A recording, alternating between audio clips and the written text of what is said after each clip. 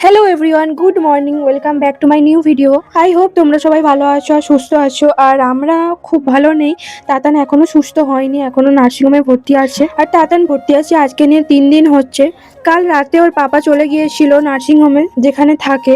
যে কদিন ভর্তি আছে সেই কদিন মা যাতায়াত করছে, সকালের দিকে চলে যাচ্ছে আর বিকেলের দিকে আসছে। রাতের খাবারটা মা করে নিয়ে আসে আর আমরা দুপুরের দিকে নয় ক্যান্টিনে নাহলে হোটেলে ভাত খেয়ে নিই। আর ওর পাপা আজকে সকালে আসবে, কি করে আসবে কি জানি। খুব বৃষ্টি হচ্ছে, রাত থেকে প্রচন্ড বৃষ্টি হচ্ছে। সৌতিকের আস্তে আস্তে বৃষ্টি থেমে গিয়েছিল আর তার কিছুক্ষণ পরে আমার শ্বশুরমশাই বাবুর সাথে দেখা করতে চলে এসেছিল। শ্বশুরমশাইয়ের আসতে অনেকটাই দেরি হয়ে গেছিল, 8টা থেকে 12টা পর্যন্ত ভিজিটিং আওয়ার্স আছে আর তার মধ্যেই আসতে হতো। আর উনি ডিউটি করে যেহেতু এসেছিল আর গাড়ির জ্যামে পড়ে গেছিল, অনেকটাই দেরি হয়ে গেছিল, বেশিক্ষণ থাকতে পারিনি। এই যে দাদান এখন তার দাদার কাছে আদর খাচ্ছে।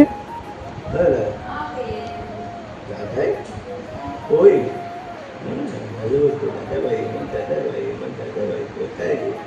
ও হনুমান আমাদের আছে, হনুমান হনুমান দেখবে দাদাই দাদাই সেদিকে কি আমার দিকে দাদা কালারিংটা হচ্ছে এদিকে। তার মধ্যে 12টা 15 হয়ে গেছে, সবাইকে বেরিয়ে যাওয়ার জন্য তাড়া দিচ্ছিল। ওর দাদাই যাওয়ার সময় খুব মন খারাপ করছিল, বলছিল যে যেতেই ইচ্ছা করছে না, কিন্তু কিছু করার নেই, ভিজিটিং আওয়ার শেষ হয়ে গেছে।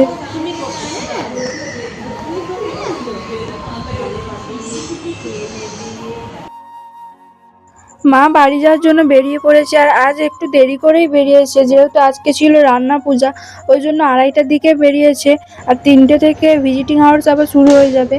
আর সৌতিক বাইরে ছিল, মা তো ওকে ছেড়ে যেতে ইচ্ছা করছিল না, কিন্তু কিছু করার নেই, যেতে তো হবে যেহেতু ছিল রান্না পূজা। আর বাড়িতে তো করার মতন তেমন কেউ নেই।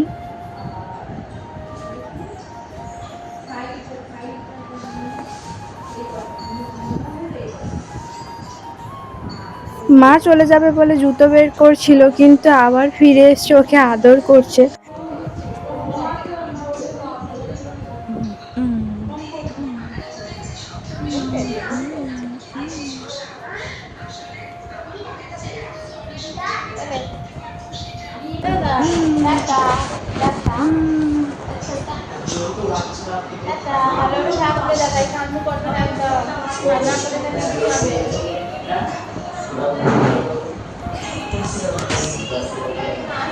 হ্যাঁ,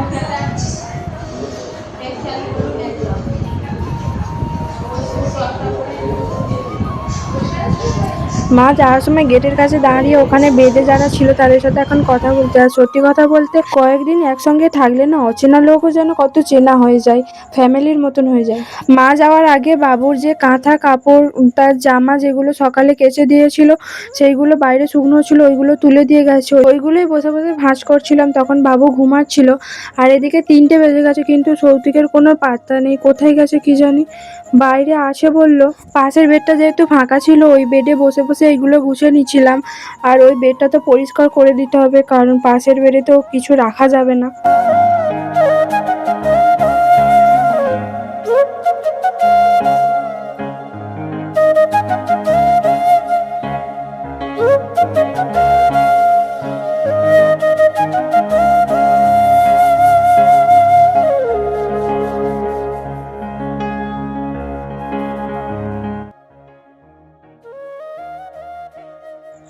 ওইগুলো একটা প্লাস্টিকের মধ্যে রেখে তারপরে ব্যাগে রেখেছিলাম। আর প্লাস্টিকের মধ্যে রাখার কারণ হচ্ছে যাতে আমার বুঝতে সুবিধা হয় আর কোথায় কি আছে নিতেও সুবিধা হবে।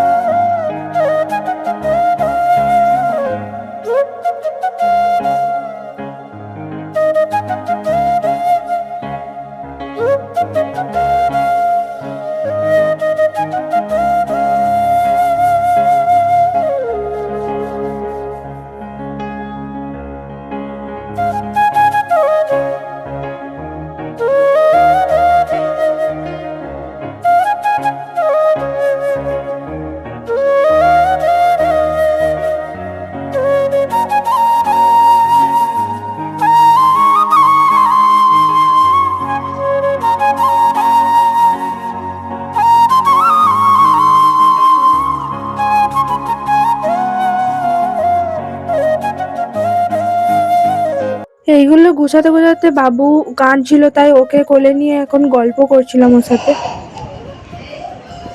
তোমার শরীর ভালো না?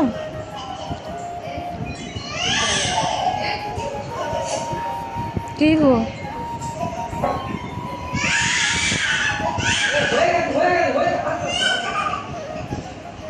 কি দেখছো তুমি? তুমি মামাকে দেখছো? তুমি মামাকে দেখছো?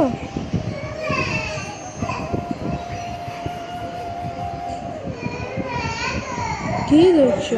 ততক্ষণে সৌতিকও চলে এসেছিল, ওই 4টের দিকে এসছে। আর ওর ভিজে জামা কাপড় যেগুলো বাইরে ছিল মা তুলে দিয়ে যায়নি ভিজে ছিল বলে, সেইগুলোই ও তুলে নিয়ে এসে ভাঁজ করে গুছিয়ে রেখে দিয়েছে। আর বাবু কাঁদছিল বলে ওকে নিয়ে এখন ঘুরছে, ওয়ার্ডের মধ্যে একটু ঘোরাঘুরি করছিল।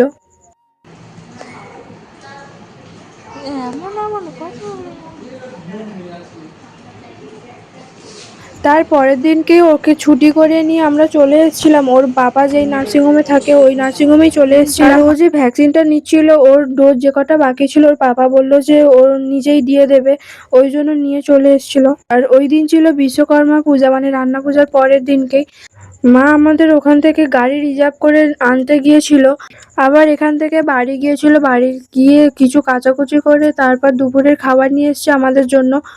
এখানে অনেক ভিডিও আমি করতে পারিনি, ফোনটা মার ব্যাগে ছিল আর মা নিয়ে চলে গেছিল ভুল করে, আর আমারও মনে ছিল না। বাবুর প্রথমে বাম হাতে চ্যানেল করেছিল, তারপরে ডান হাতে করেছিল। আর বাচ্চাদের হাতে তো বেশিক্ষণ চ্যানেল রাখে না এক জায়গায়। আর যে কটা ডোজ বাকি ছিল সেইগুলোর পাপা দিয়ে দেবে বলে আবার ওখান থেকে চ্যানেল খুলে পায়ে চ্যানেল করেছে। কিন্তু ভয় লাগছে যে পায়ে চ্যানেল করেছে, আর ও পা নিয়ে এত খেলে, কি করবে কি জানি। হাতে যখন চ্যানেল ছিল তবু ঠিক ছিল, কিন্তু পায়ের চ্যানেলটাই তো ভয় লাগছে, কারণ ও পা নিয়ে এত খেলে, কি করবে কি জানি। আর হাতে চ্যানেল করার সময় এতটা কষ্ট পায়নি যতটা পায়ে চ্যানেল করার সময় কষ্ট পেয়েছে, খুব কাঁদছিল। আর বাড়ির কারোর সামনে তো চ্যানেল করে না। আর ওর বাবা বিল করার জন্য যে বাইরে দাঁড়িয়েছিল আর আমাকেও ডেকেছিল, তখন ওর কান্নার আওয়াজ পাচ্ছিলাম, খুব কাঁদছিল। আর ওকে আনার পর তো মানে আমার চোখেও জল চলে এসেছিল। এই যে এখন আমার কোলে ঘুমিয়ে পড়েছে।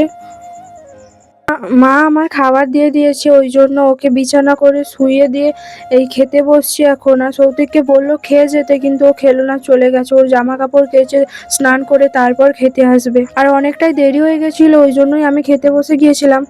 আমার খাওয়া হয়ে যেতে সৌতিকও স্নান করে চলে এসছে, মা ওকেও খেতে দিয়ে দিয়েছে। আজ ভিডিওটা এই পর্যন্তই, বেশি বড় করলাম না। আর আমার ভিডিও ভালো লেগে থাকলে অবশ্যই চ্যানেলটি সাবস্ক্রাইব করে পাশে থাকা বেল আইকনটি অন করে রাখবে, যাতে আমি ভিডিও আপলোড করার পর তোমাদের কাছে নোটিফিকেশন চলে যায়।